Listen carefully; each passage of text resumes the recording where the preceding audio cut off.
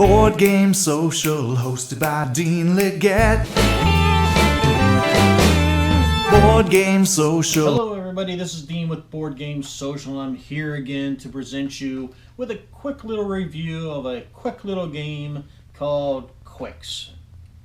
Qwixx by Game Right Games is readily available at your local big box stores like Target, Walmart, Barnes & Noble, and also probably your friendly local game stores as well.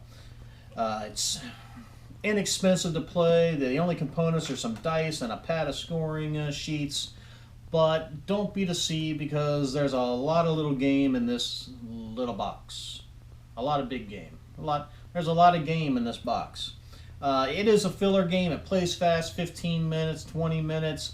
They can play 2 to 5 players, and it's enjoyed by many gamers, non-gamers. Even though I really kind of hate those terms, but it reaches a wide group of people.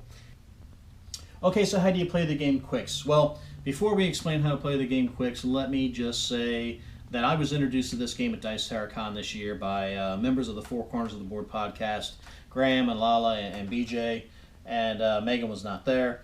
But they said, hey, let's play this game while we're waiting for, I don't even know what we were waiting for. We were just in between games, or I think we were waiting for, anyways, I don't even know. But I've seen Qwixx. I had seen Qwixx before. I turned my nose up at Qwixx. I scoffed at it. That it's a stupid little game found in Target or Walmart. Definitely not for me. I mean, not worthy of my time or efforts. But I was pleasantly surprised. I'm glad that they brought it up. I'm glad that they said, hey, let's play it. It is a fun little solid filler game. Plays quick, 15, 20 minutes, if that. And I'm glad that I had the opportunity to play it. It is one of those games that will take you a little bit by surprise. So how do you play? How do you score?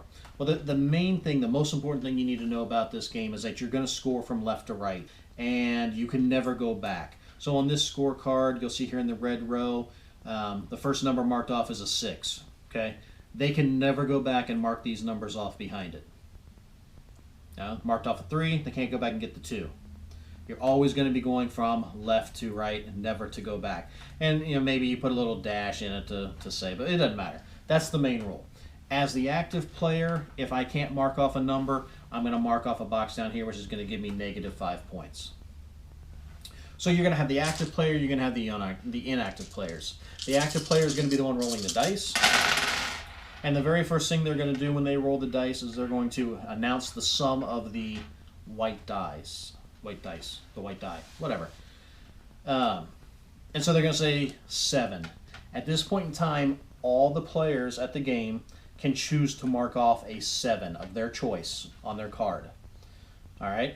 The inactive players, or the players that did not roll the dice, never have to mark off a number if it's not their turn. They can look and say, yeah, maybe I'll take the red 7. That might make sense. But I definitely don't want to mark off the other 7s. So maybe they decide to mark it off. So let's say, okay, this one says, yep, I'll do it. And then it gets over here, and let's say that, this is my card. So I don't have to take a 7, but as the active roller, I do need to be able to mark a number off sometime during my turn. So once the other players have decided on the 7, it then goes back to the active player, and they can take one of the white die and pair it with one of the colored die. So I could do a red 2, which would be pretty good because it's right at the beginning. Or I could do a yellow 5, a blue 7, a green 6. Or I could do a blue 12, which is pretty good because it's also at the beginning. So as you can see, there's different combinations, and as the active player, since you have to mark a number off, it gives you more flexibility. If for some reason I can't mark the number off again, I'm going to mark off a box there, which is going to give me negative points.